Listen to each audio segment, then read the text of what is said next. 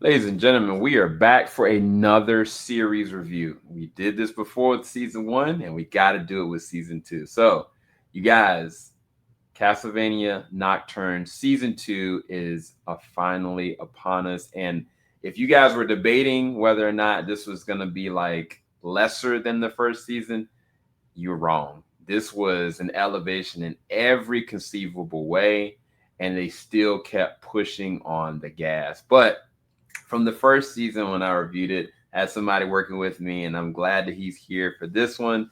What's going on, Ty? What up, good people? What up? JVS in the building. I'm here to do this review.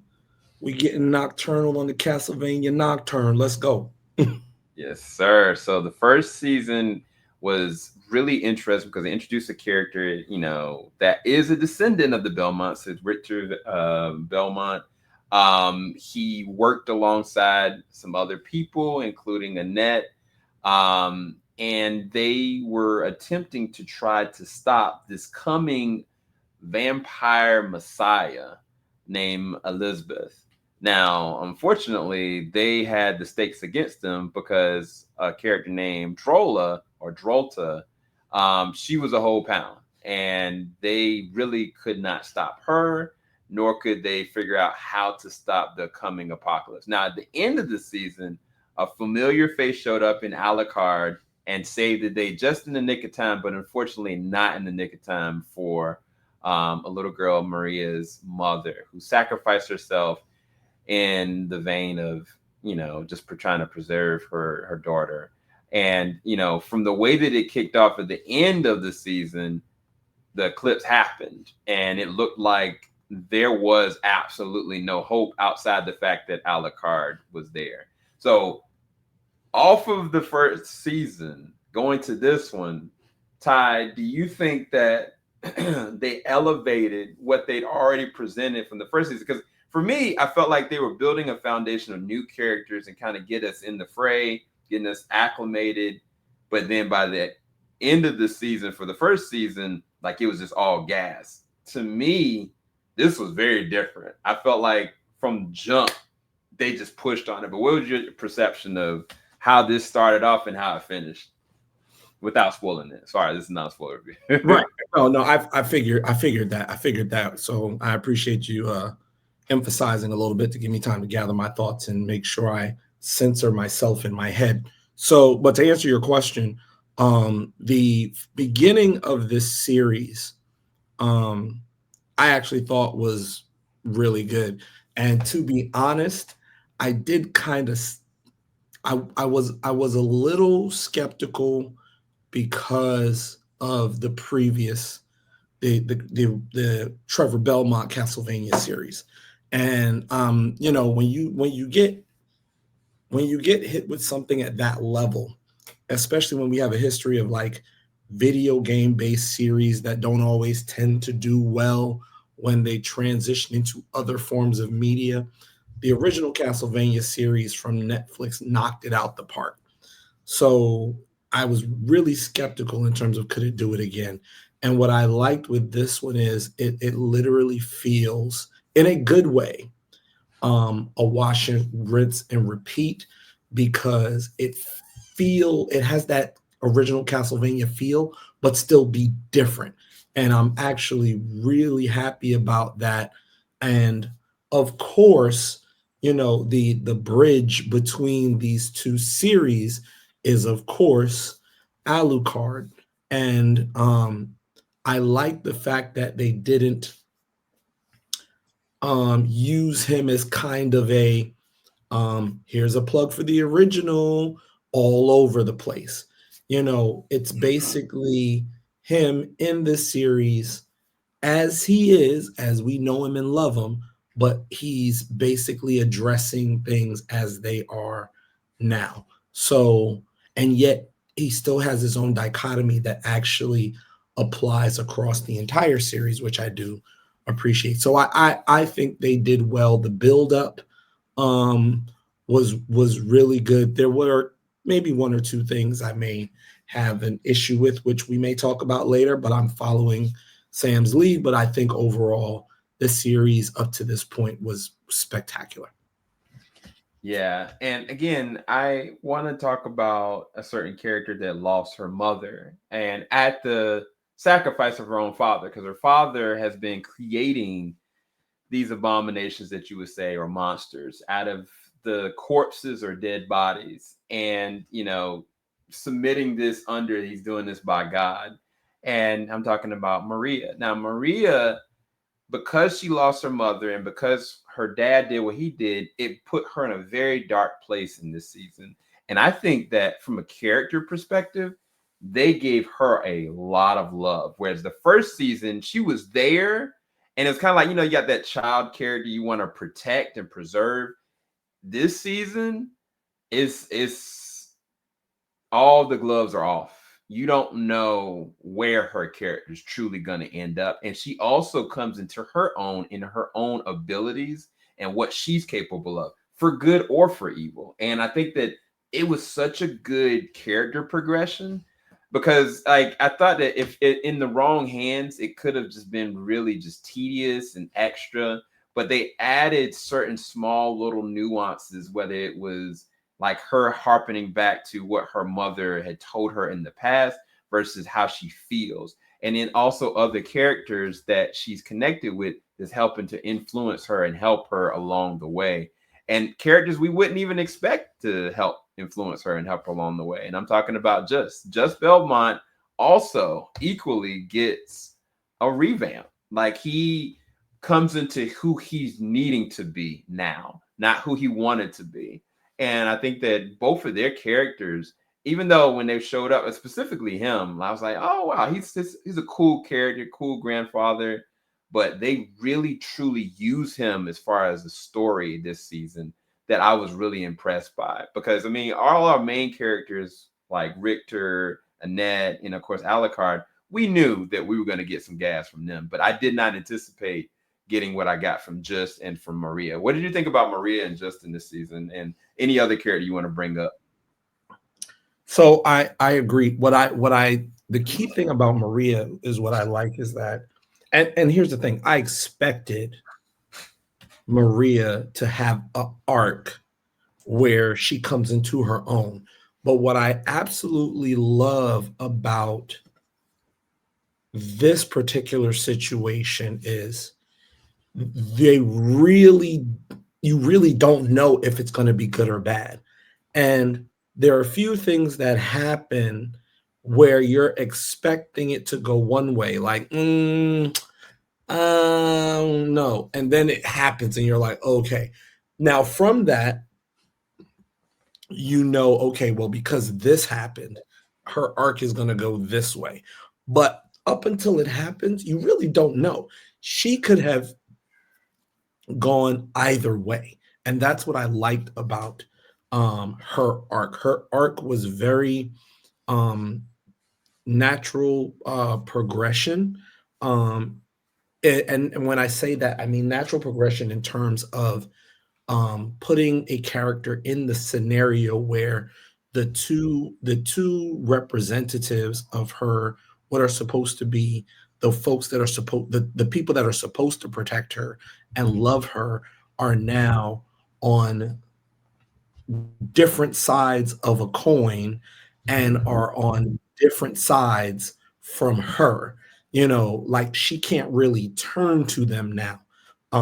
So it's one of those things where she literally has to grow on her own and come into herself, but there were external factors that could have influenced what the end result would be. And one particular incident could make that determination. But once it happens, you kind of know the result. But up until that point, it's really you just enjoy, well, which way is it going to happen? Now, for Senior Belmont, Juiced, I loved how they kind of gave him a bit of a redemption arc.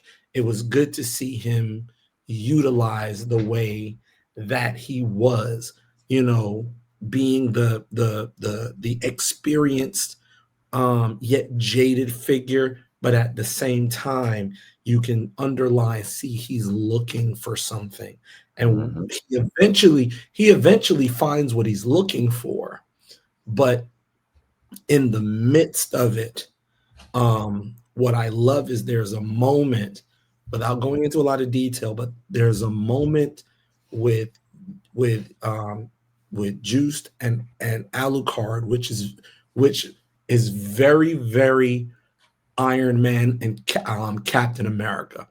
And I thought that was so hilarious because in the end, you realize as much experience and as much as Juice has gone through, the real um the real OG, the real person that's actually seen it all, done it all, is Alucard. And Alucard's perception of all of them is absolutely hilarious, regardless of their ages. And yet, in that, he finds something that he needs for himself through all of them, which I thought was also great. So story arc and everything so far has been really, really good. So I enjoyed those two characters. Yeah. Yeah, no, for sure. And again, um by well, one of the things that Castlevania has been very notorious for is one having a great story and great pacing, but the action though. The action and the animation, they just keep ramping it up. I want to say that the last 4 episodes are just gas.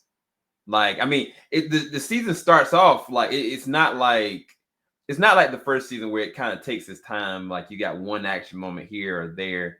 It starts off like just like this, and it does not let up. But by the time you get to like the last 4 episodes, it's insane. Some of the things that they do in this, I was like, this is a video game moment. I was like, what are we watching right now? But I loved every single choreographed action moment. But I think that what makes it so cool is the characters have gone through true evolutions to earn every single ramp up, every single consequence of these action moments or these fleeting moments where they're either losing or winning. And I think that loss is a very big thing this season as well.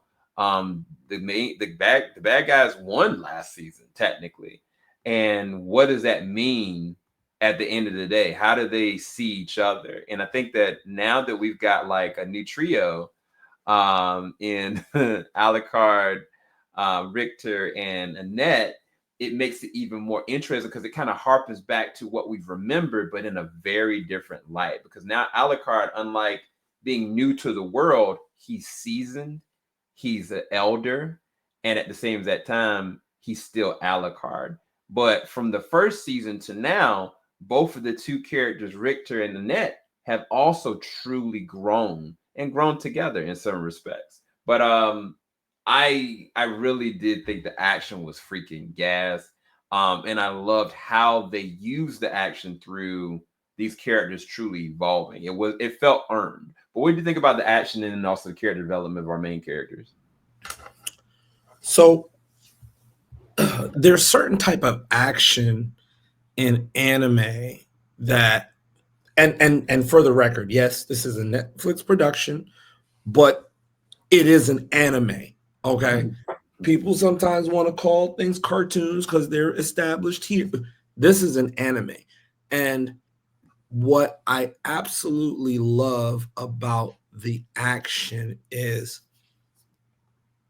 it doesn't hold back, Mm. right? Like, and when it does, when it gives you there's this typical thing you see in anime. We've seen it with all kinds of anime, everything from Naruto, to Don Da Don. Like there's a even Spy X Family. Like there's always this thing where it's like high pace, and then there's that one moment where it's like, oh, it's about to go down, and then it totally shifts to something else. And I love that kind of anime action where it's high intensity. You know, your character, like you're literally seeing your characters, you know, go off. You know, it's almost like it it really is almost, and this one, the first thing that comes to my head is take Dragon Ball Z, every fight scene in Dragon Ball Z, and take out the 20 something episodes for 5 minutes of like, let's just get right to the action. Like, let's not see Goku's hair change for the first time. He just Super Saiyan, Frieza's getting done. That's what this was. And I absolutely loved it. But I also love the fact that we have this new trio. And what I find interesting is I really expected the trio to be, you know, Richter, Alucard, and Maria, right? But we've had Richter, Alucard, and Annette. And although it's different from the original three, it's still the same. You know, there's Alucard, you have your Belmont, and you have your magician, and of course there's there's that underlying thing that we saw from the original series, but it feels different because, like you said, Sam, Alucard has more experience. He's seen some things. He's done some things. He has, and this is, and you have to realize Alucard has lived a long time between these series. So when you are quote unquote blessed or cursed, depending on how you look at it, with some aspect of longevity or even immortality, you're not the same. He's not the same as we saw from the previous series.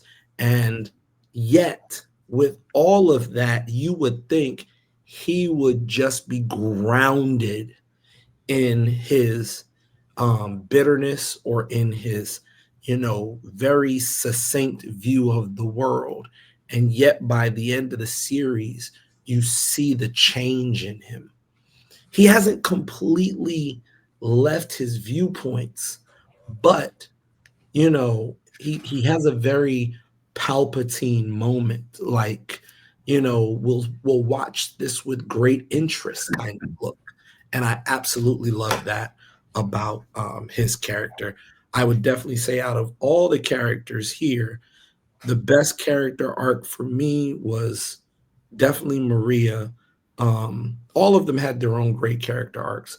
I would say best suspenseful character arc is Maria. Best growth and transition is Annette. Of course, best all around in terms of embracing the Belmont arc is, of course, Richter. And actually, a little bit of Juiced in there too.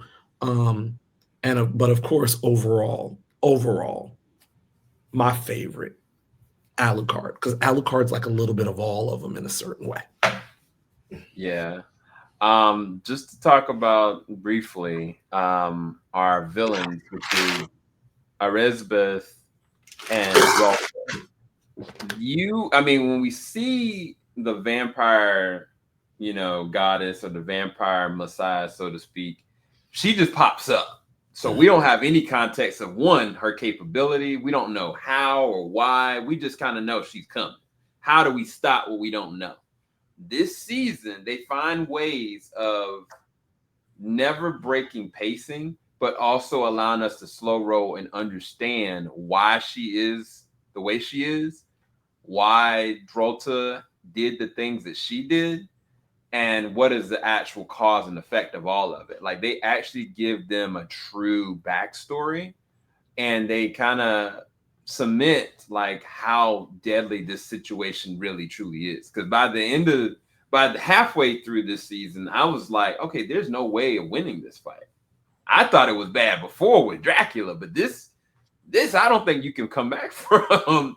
And it stretches every single character. But I think that the hard part about them, and I think that Drolta got way better storyline than Erzsebet did.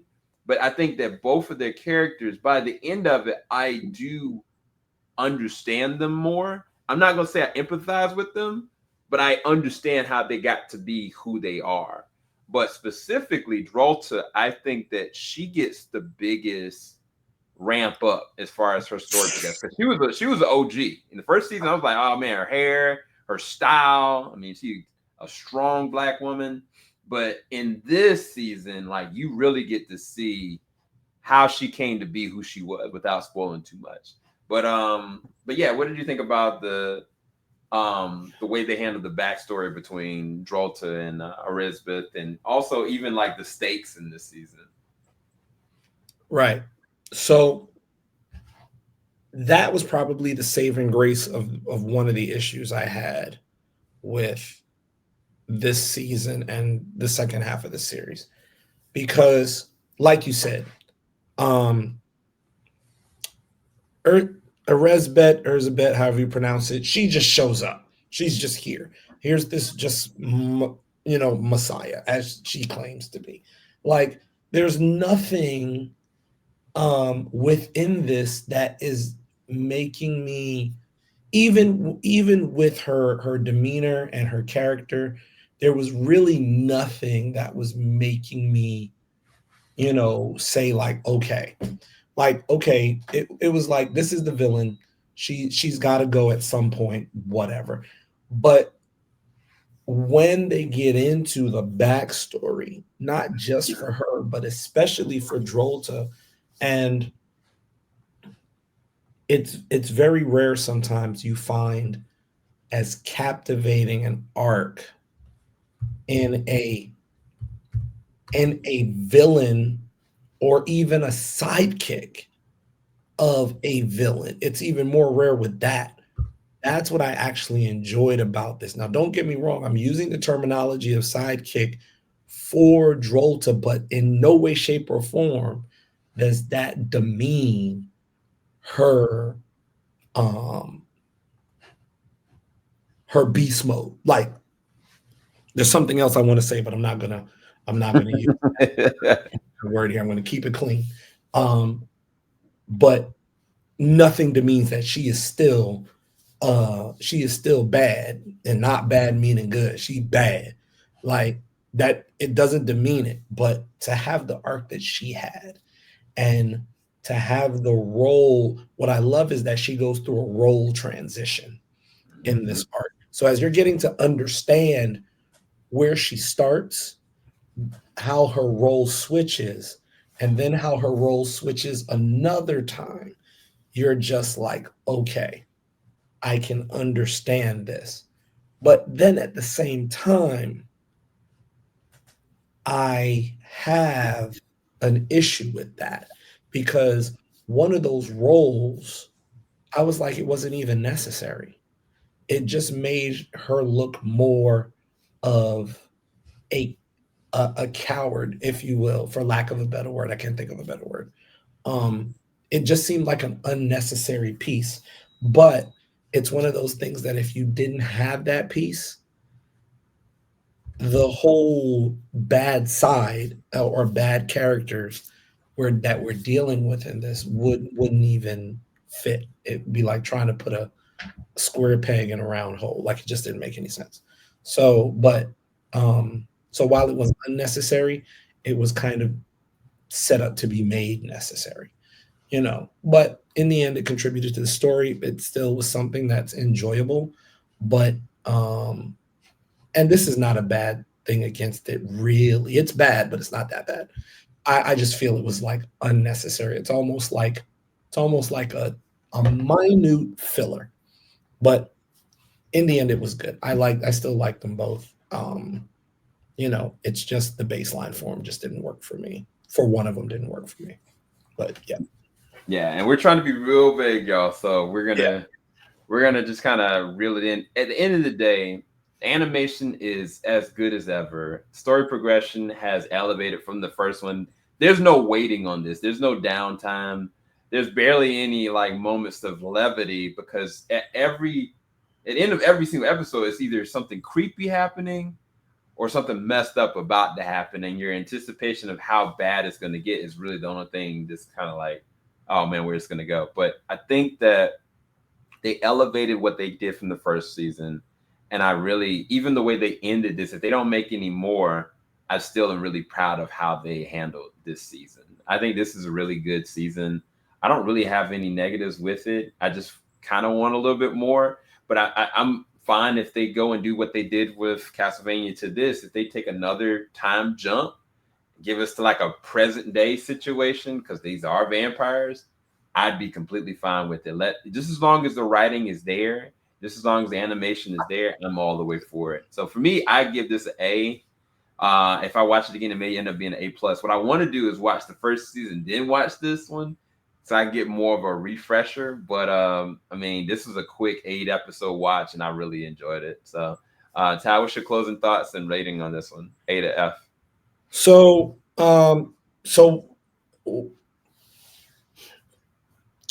how do I put it? So I really enjoyed the series. Don't get me wrong. It's a great series. And I think because of the one minute issue I have, I'm gonna leave it at an A. I want to give it. Don't get me wrong. The action alone, I want to give it an A plus. That alone should take it to A plus. But there's this one particular piece that just makes me. I just have to give it an A. While I definitely want to go back and watch the original series and even come, watch it all the way through. What I love about this is that you really don't have to. There are maybe a few moments, if two or so, where the original series is referenced, but the way they do it, and this is what I appreciate. The way they do it is they don't bombard you with it. It's something that's quick, it comes, it goes, and it's like, okay. So if you've never seen it, then you could easily just say, okay, I'm going to go back and watch the series and understand. And I think that's the other thing about it too. It feels very like a subtle thing, like, okay, he makes this statement. Okay, what is that about? And if you didn't know what that was about, someone would just tell you who knows, would say, hey, go back and watch the original Castlevania series. And then you're just going to be like, oh, that one statement had this much magnitude. But outside of the one little heart that I previously mentioned, the series is phenomenal. Watch it when it comes out. It's definitely a series that it's like Lay's potato chips. You can't just have one. By the time you finish an episode, you're gonna want to watch the next one. So definitely A for me. And kudos to Netflix for another great series. And I'm hoping they continue it, but if not, just give us a time jump and just a decent reference on what happens later. Yeah, no, absolutely. And I forgot to actually mention, there are characters that we didn't talk about, which was Alrox and Edmund. Edmund from the first season had a voice on him and he blew. And in this season, he has some excellent songs as well. And if you don't remember who Alrox was the person that set this off tonally, because he was the person that killed Richter Belmont's mother in the first season. So they give both of these characters progression as well. And I think they definitely use Edmund as far as his voice, but Alrox is a very interesting twist on how they handle his character as well. But that is our review for Castlevania Nocturne Season 2. I would recommend maybe going and seeing Season 1 Nocturne and then going checking out this. And I think you'd have a really good time, especially it's only 8 episodes. Like they really go through really quick. But yeah, Ty, where can everybody find your content, man? You can find me on, the gram and Twitter, because I refuse to call it its other name, at TYNIDDY. So and be looking for some content and a YouTube channel in 2025. we're going to be talking about some good stuff over there. So that's coming soon. Yes, sir. And you guys, hopefully you guys enjoyed our review. We may post up some reactions. Not sure yet. I gotta figure out if I have the time to edit. But nonetheless, you guys have a blessed one. We'll talk to you guys a bit later on.